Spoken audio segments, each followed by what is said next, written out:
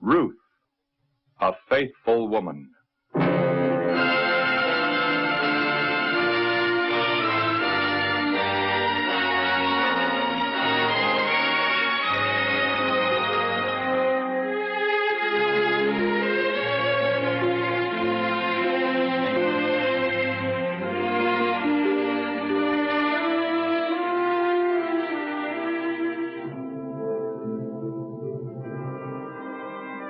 For 10 years, Naomi, an Israelite from Judea, had lived in the land of Moab.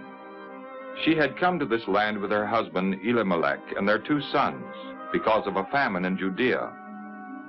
Not long after their arrival, Elimelech had died. Then her sons had married 2 young women of Moab, Orpah and Ruth. Not long after their marriage, Naomi's 2 sons also had died. And now she was preparing to return to Judea because she had heard that the Lord was again giving her people plenty of food, and she wanted to be back in her homeland. Ruth and Orpah planned to go along with Naomi, for both girls loved their mother-in-law. She had always been kind to them and had taught them to worship the true God instead of the idols of the Moabites. So the 3 of them got ready for the journey to Bethlehem.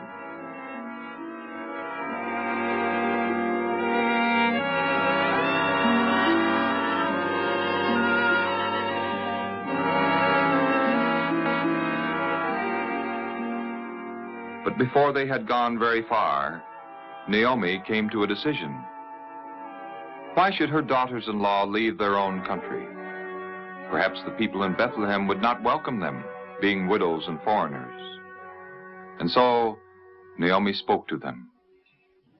Please go back, both of you, to your own homes. And may the Lord be kind to you as you were to the dead and to me. And may he give each of you a good home. No, we're going with you to your people.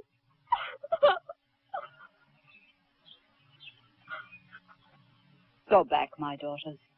Why should you go with me? Do I have any more sons who could marry you? And even if I should marry again and have sons, would you wait for them to grow up? No. No. I'm sorry that the Lord has sent me all this trouble.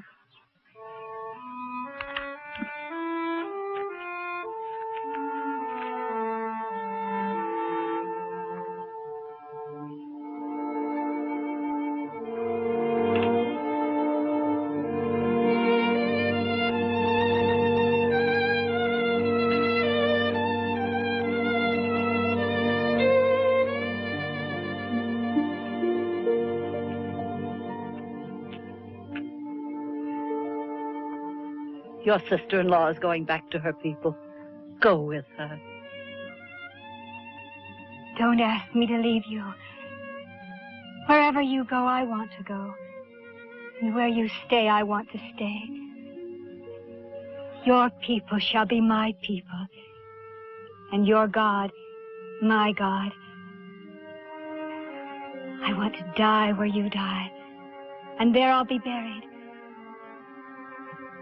May the Lord punish me if I let anything but death come between us.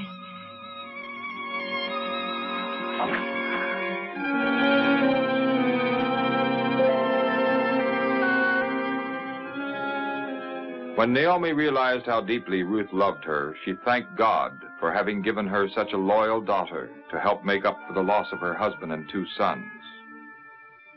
So Ruth and Naomi continued on their journey. When the women came to the land of Canaan, Naomi was glad to be back in her homeland again.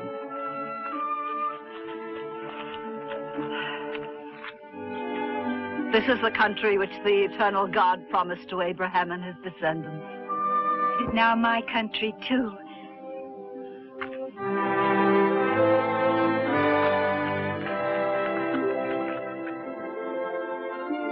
Naomi had changed in the 10 years she had been away from Bethlehem, but when she came to the well outside the village, some of her old friends recognized her and greeted her warmly. Is this really Naomi, the pleasant one? Do not call me the pleasant one. Call me Mara, the bitter one, for I have a bitter sorrow. My husband and my sons are dead. But Ruth, my son's wife, has chosen to come here with me, for she worships the God of Israel. Naomi's friends welcomed Ruth, somewhat coldly at first, but soon she would receive a special blessing from the Lord in this country of Judea.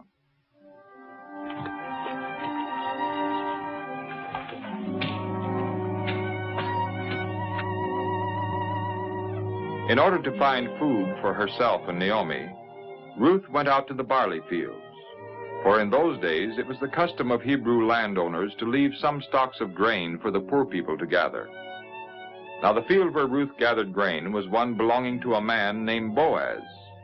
And when he came out to his field and saw her there, he asked his overseer about her. Who is this young woman? She's the one who came back with Naomi from Moab. She said, "Please let me gather grain from the sheaves." And she's been working from early morning until now. Ruth had seen Boaz at the edge of the field and had decided who he was because of his fine clothes and the way he spoke with the overseer. Now Boaz walked over to her. Don't go and gather grain in any other field. You may stay in this one. Stay with my women workers. When you are thirsty, go to the water jars and drink. Why are you so kind to me, a foreigner? I've heard of all you've done for your mother-in-law since the death of your husband, how you left your mother and your father and the country where you were born and came to a people you did not know. May the Lord reward you for what you've done. May the Lord, the God of Israel, under whose wings you have come for shelter, fully repay you. You are most kind, my lord, for you have helped me, even though I'm not one of your servants.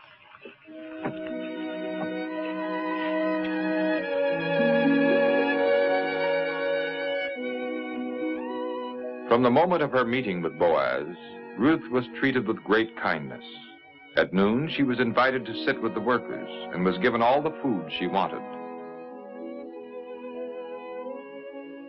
And Boaz even gave orders to his workers to pull out some stalks from the bundles so that there would be plenty of barley for Ruth to gather. By the end of the day, she had gathered almost a bushel of grain, enough food for many days. That evening, when Ruth came home, she told Naomi all that had happened, how the owner of the field had been kind to her. And when Naomi heard that it was Boaz, she was very pleased. Oh, may the Lord bless Boaz for his kindness. The man is a close relative who may help us. Oh, then he also said to me, "You may stay near my servants until they have harvested all my grain." It is well, my daughter. So Naomi encouraged Ruth to go to the fields belonging to Boaz. Ruth faithfully worked in the fields every day, and every evening she brought home a good supply of grain to her mother-in-law. At the end of the harvest season, Naomi's thoughts turned to the future of her loyal, unselfish daughter-in-law. My daughter, should I not try to find a good home for you? Is not Boaz, with whose servants you have been working, a relative? Tonight he threshes barley on the threshing floor. Wash and anoint yourself and put on your best clothes and go down to the threshing floor and see Boaz. From the kindness that Boaz had shown to Ruth, Naomi knew that he respected and admired her. Now Naomi felt that the time had come for Ruth to tell him that he was a close relative. For according to the Hebrew law, the closest male relative was to take care of the widows.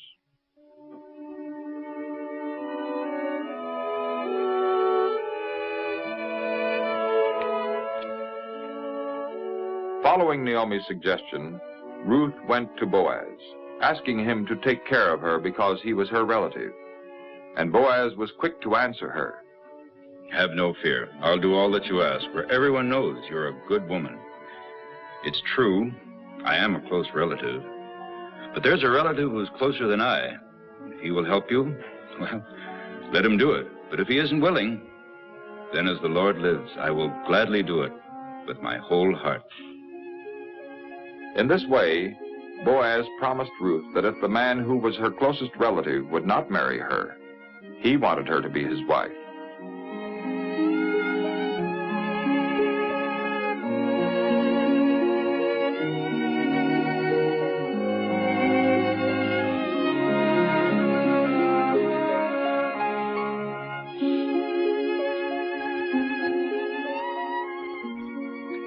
Then Boaz gave Ruth a gift of grain for Naomi to show that he also intended to take care of her. And Ruth hurried home to tell Naomi all that Boaz had said. The next day, Boaz lost no time in meeting with Naomi's closer relative. And according to the custom of the day, he asked 10 elders of the city to be present at their meeting.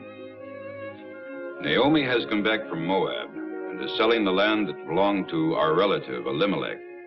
I thought I would tell you about it and say, buy it in the presence of the elders of my people. If you want it, take it. But if you do not, then tell me, since after you, I am her closest relative. I will buy it. But if you buy the land from Naomi, you must also take Ruth, the Moabite woman, as your wife, so that her children may inherit the land. No wonder the other close relative hesitated. If he married this Moabite woman and a son were born, the property would go to that son and not to his own children. So the man who was the nearest relative decided what to do. I can't buy it for myself without hurting my own inheritance. You may have it.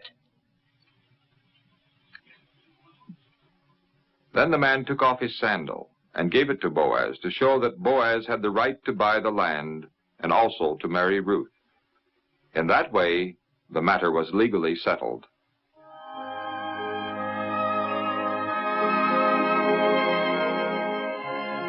So Boaz married Ruth and also took Naomi into his home. In the course of time, a son was born to Ruth and Boaz, and it was Naomi's privilege and joy to help take care of the child. Now God has given me another son. Blessed be the Lord, who has not left you without a son. May his name be famous in Israel. He will renew your life and bring you happiness in your old age. For he is the child of your daughter-in-law who loves you, who is better to you than 7 sons.